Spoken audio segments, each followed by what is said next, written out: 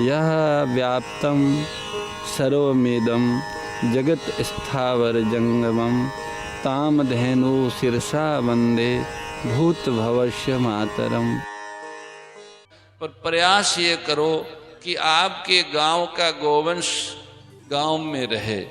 गौशालाओं को सरकार ने भी अनुदान देना प्रारंभ किया। पहले तो हम लोगों को डर था कि गौशालाएं शुरू करा देंगे तो चलेगी कैसे, और सभी गोभक्तों के प्रयास से, संतों के संकल्प से राजस्थान, गुजरात, मध्य प्रदेश, हरियाणा, उत्तर प्रदेश, उत्तराखंड कई राज्यों ने गोग्रास के लिए अनुदान देना प्रारंभ किया है। गुजरात में भी प्रति गोवंश 30 रुपया अनुदान प्रारंभ किया है। ये प्रयास करेंगे कि बढ़े, क्योंकि खर्चा बहुत ज़्यादा आता है। 30 रुपयों में कोई उनकी पुष्टि नहीं होती, पर ये बढ़ेगा। इसलिए बिना डरे गांव में कोई भी गाय दुखी भूखी हो उनको गौशाला में लेना। बछड़े नंदी जो घर में गाय बियाती है और बछड़े बड़े होते हैं, तो वो बछड़े आप यहाँ गौशाला में, नंदीशाला में भेजना चाहिए। हमारा आज सब माताएं बिराजी है, भाई लोग भी बिराजे हैं, तो अनुरोध है कि घरों में आप गौ रखें। गायों का दूध बच्चे बच्चियों को पिलाएं, इनकी प्रज्ञा अच्छी होगी, शरीर में स्वस्थ रहेंगे, सुंदर भी रहेंगे और विद्वान भी बनेंगे। गर्भिणी माताओं को भी गाय के दूध में घी डाल के दिया जाए तो उनके गर्भस्थ शिशु का भी अच्छा पोषण होगा, शिशु सुडौल और सुंदर बनेगा। बड़े बूढ़े माँ बाप है, उनको भी गाय का दूध देंगे तो वो सुपाच्य है, पच जाएगा। भैंस का दूध पचता नहीं है, गाय का दूध जल्दी पच जाता है। बीमार व्यक्ति को भी गाय का दूध जल्दी शक्ति देता है। तो गाय का दूध, दही, घी, छाछ, मट्ठा, मक्खन, छोटे छोटे बच्चों को मक्खन मिले, ये सारे पदार्थ मिलने चाहिए। इससे आरोग्य भी बढ़ेगा, स्वास्थ्य सुंदर होगा, शरीर सुंदर होगा, सुडौल होगा, बुद्धि बढ़ेगी, हृदय भी निर्मल बनेगा। तो अब उसमें समस्या ये है कि घर में गाय रखते हैं, बियाती है, बछड़े लाते हैं, तो कहाँ भेजें। उसके लिए ये विकल्प तैयार किया नंदीशाला का, कि गांव में गौशाला में एक भाग नंदियों का, एक भाग मादा का रखो। और अगर उसमें बढ़ जाए, क्योंकि हर साल गाय भी आएगी तो बछड़े तो बढ़ते जाएंगे, जब बछड़े बढ़ जाए कि अब संख्या ज्यादा हो रही है, तो आप तड़ाव भेज सकते हो और फिर गोष्ठ खाली हो जाए तो हर वर्ष गांव के बछड़े लेते रहो। इस तरह से घर घर में गौ पालन का लक्ष्य था हमारा, कि घर में गायों का पालन होगा तो लोगों को गाय का दूध, दही, घी मिलेगा, गौ माता का सानिध्य मिलेगा, गौ माता का दर्शन मिलेगा। गाय माता की उपस्थिति हमारा कल्याण करने वाली है। बड़े बूढ़े, बच्चे बच्चियों सभी गौ माता की सेवा कर सकते हैं, हाथ फेर सकते हैं, प्रणाम कर सकते हैं। स्कूल जाने से पहले चरण रज मस्तक पे चढ़ा सकते हैं। गाय के गोमय का तिलक करने से भूत प्रेत कोई निकट नहीं आता और मंगल मंगल होता है। प्रतिदिन थोड़ा सा गाय का गोमय लेके तिलक लगाना चाहिए। बच्चों को, बच्चियों को, माताओं को, भाइयों को गोमय का तिलक अवश्य लगाना चाहिए। गोरज अथवा गोमय मस्तक पे चढ़ाने से अनेक दोषों का निवारण हो जाता है। गाय घर में होगी तो गोमय देगी, गोमय का खाद खेत में जाएगा, खेत की धरती पुष्ट होगी, पुष्ट धरती से प्राप्त अन्न, फल, सब्जियों, दालें वो आपको आरोग्य देगी, पोषण देगी। तो गौ माता की सेवा से धरती माता की सेवा होगी, अपनी सेवा होगी, देवताओं की सेवा होगी, सबकी सेवा गौ सेवा में समाहित है। तो भाइयों, एक ही अनुरोध है कि ये धरती माता हमारी अपनी माँ है। इनको अगर हम कीटनाशक और डीएपी, यूरिया, जहर डालते हैं और उससे उत्पन्न हुआ अनाज रसोई में लाते हैं तो वो रसोई में रोग उत्पन्न करता है। पूरे परिवार रोगी हो रहा है, जहर पेट में जा रहा है। इसलिए माताओं से प्रार्थना है कि वे भाइयों को कहे कि घर में जो अनाज हो उसमें डीएपी और कीटनाशक नहीं होना चाहिए। जो अनाज आप लाओ वो शुद्ध हो। वो कैसे होगा? वो गाय के गोमय की खाद बना के धरती में दो, उससे फसलें उत्पन्न करो। 40-50 साल पहले डीएपी, यूरिया, कीटनाशक नहीं था तो हमारे यहाँ अन्न शुद्ध होता था। उस समय केवल बारिश की खेती होती थी। अब नर्मदा जी का जल आया है तो तीनों मौसम में खेती हो सकती है। और पहले तो बाजरी, मूंग, ग्वार, ज्वार ऐसा बोते थे, अब तो सब लगा सकते हो। फल भी लगेंगे, औषधियों भी हो जाएगी, सब प्रकार की सब्जियों भी होगी। तरबूज, खरबूज, घिया, ककड़ी, परवल, तूरी, भिंडी, सब सब्जियां हो जाएगी। सब फल हो सकते हैं। अंजीर के फल लगाओ, अमरूद के फल लगाओ, आम के लगाओ, जामुन के लगाओ, ये सब फल हो जाएंगे। खेतों में वट, पीपल, जामुन, सारे पौधे लगाओ। देखो बेटा, जो खड़ा होके बाहर जाएगा बोलेगा उसको प्रसाद नहीं मिलेगा, जो चुपचाप बैठेगा उसी को प्रसाद मिलेगा। समझ गए? और जो रोता है उसको भी नहीं मिलेगा। वो आसपास में हो तो उनको दे दो तो शांत हो जाएगा। तो सज्जनों, कहने का भाव ये है कि ये जो प्रवास है वो जैसा हमारे श्याम स्वरूप जी महाराज ने कहा कि नंदियों की सुरक्षा के लिए तो है, पर नंदी धर्म है। धर्म की रक्षा होगी तो अपनी रक्षा होगी। धर्म की रक्षा करता है, धर्म उसकी रक्षा करता है। अतः बछड़े अपने घर में दूध पिलाओ और बाद में सोना मत छोड़ो, भूखा मत मारो। अगर नहीं रख सकते तो गौशाला में भिजवा दो। और सामर्थ्य हो तो साथ में चारा भेजो, हर साल फसल होती है। अकाल के समय भी चारा का दान करते थे, अब तो पानी है, खूब जल आ रहा है। खूब बाजरी लगाओ, मकाई लगाओ, ज्वार लगाओ, उसका चारा होगा, दाना होगा। जो लगाओ दाना भी अच्छा होगा, चारा भी अच्छा होगा। गाय के गोबर गोमूत्र की खाद डाल के खेती करो। बस एक ही प्रार्थना है, बारंबार एक बात ही हम आपके बीच में दोहराना चाह रहे हैं। इससे हमारी यातना समझिए, आप भिक्षा समझिए। बस एक ही बात है कि धरती माता की सेवा करो। धरती माता, गौ माता दो अलग नहीं है, दोनों एक ही है। धरती की सेवा से गौ माता की सेवा होगी, गौ माता की सेवा से धरती माता की सेवा होगी। जैसे चारा देने से गौ माता की सेवा होती है, पुण्य होता है, ऐसे ही गाय के गोबर की खाद खेत में डालने से धरती माता की सेवा होती है और पुण्य की प्राप्ति होती है। खेत आपका है, फसल आपको मिलेगी, पर पुण्य अलग से मिलेगा। धरती को भोजन देने का अभी तो पाप लग रहा है। जहर दे रहे हैं, धरती को डीएपी डाल रहे हैं, कीटनाशक डाल रहे हैं, विष है। धीरे धीरे, डरो मत, बहुत बढ़िया फसल होगी। बहुत जल्दी हम लोग किसानों को गो आधारित खेती के लिए प्रशिक्षण केंद्र प्रारंभ करने वाले हैं।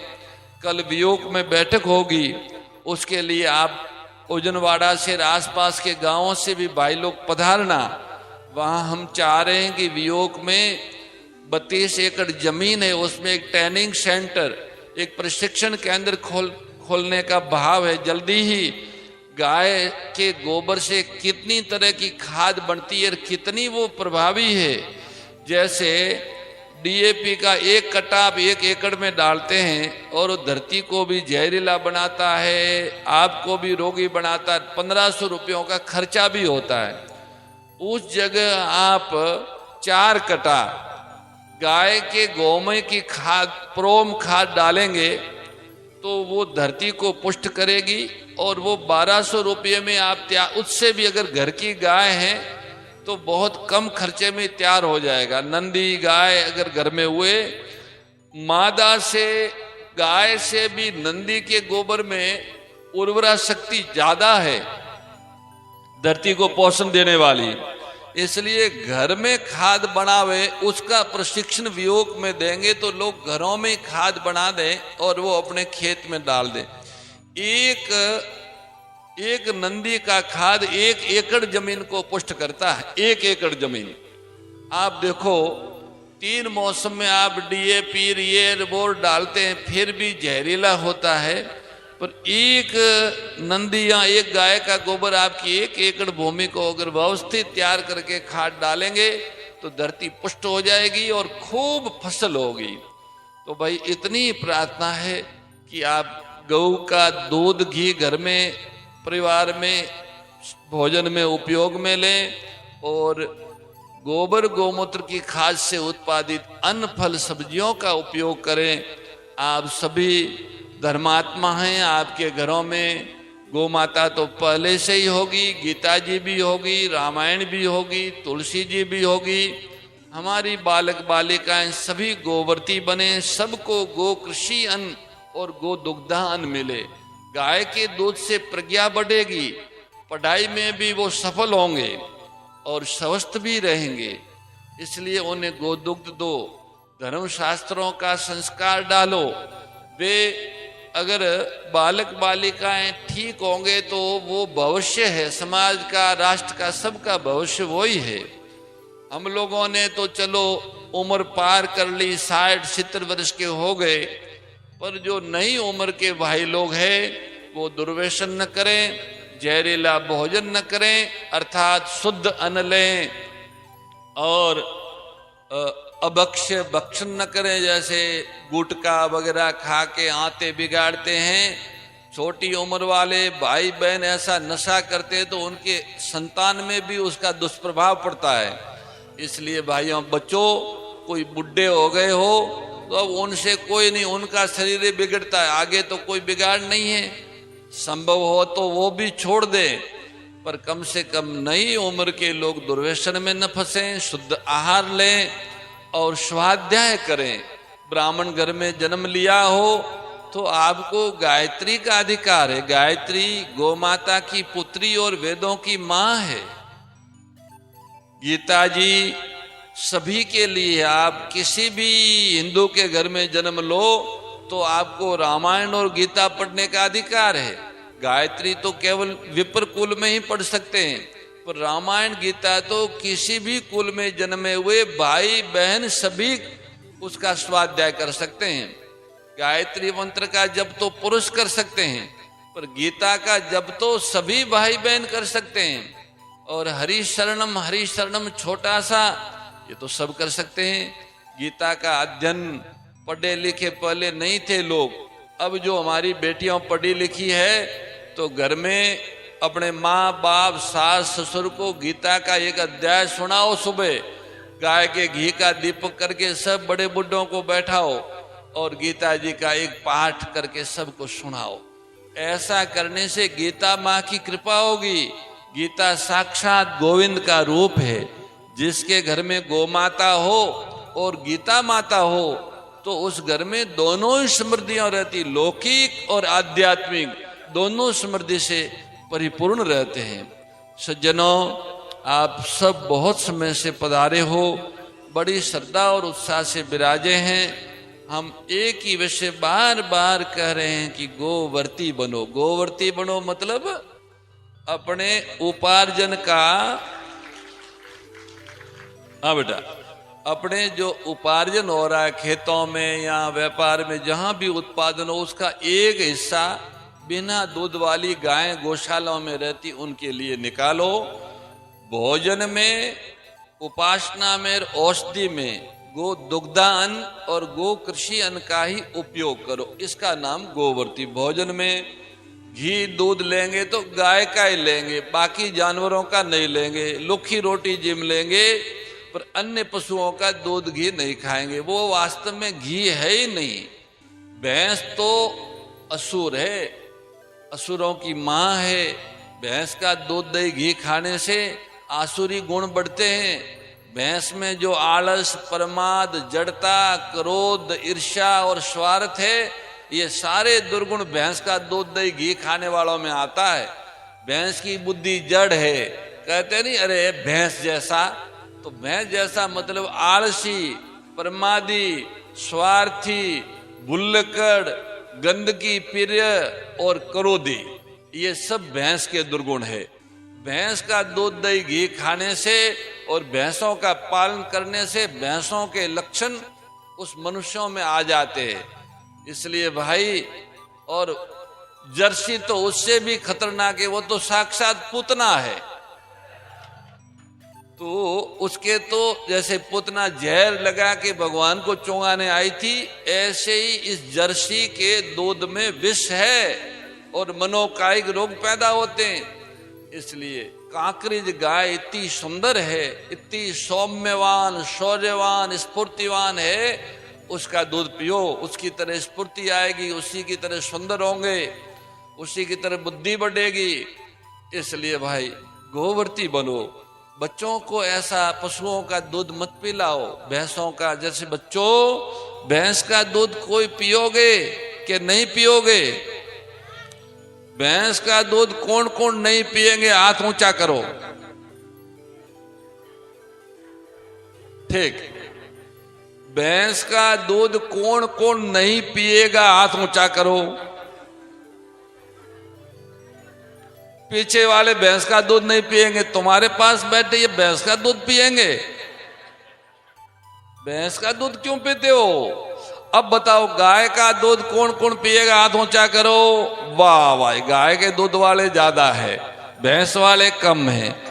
क्या बात है, आपके घर में गाय नहीं है क्या? आप घर में जाके आग्रह करो कि हम दूध पिएंगे तो गाय का ही पिएंगे, तो घर वाले अपने आप गाय ले आएंगे। भैंस का दूध मत पियो, नहीं तो भैंस जैसे बन जाओगे। इसलिए भाई सभी गोवर्ती बनो, गाय का दूध पियो और बड़ों का आदर करो, छोटों से स्नेह करो। पुनः यहाँ विराजे हुए संतों को, उपस्थित भाई बहनों को सादर सप्रेम हरि स्मरण। जय गौ माता। मोर मुकुट बंसी वाले की जय, गौ माता की जय। हे मेरे नाथ, आप अपनी सुधामयी सर्व समृद्ध पतित पावनी अहेतु की कृपा से मानव मात्र को विवेक का आदर तथा बल का सदुपयोग करने का सामर्थ्य प्रदान करें। एवं हे करुणा सागर, आप अपनी अपार करुणा से शीघ्र ही राग द्वेष का नाश करें, जिससे सभी का जीवन सेवा, त्याग और प्रेम से परिपूर्ण हो जाए। ओम आनंद, ओम परमानंद, ओम सच्चिदानंद। नारायण नारायण नारायण। जय गौ माता, जय गोपाल।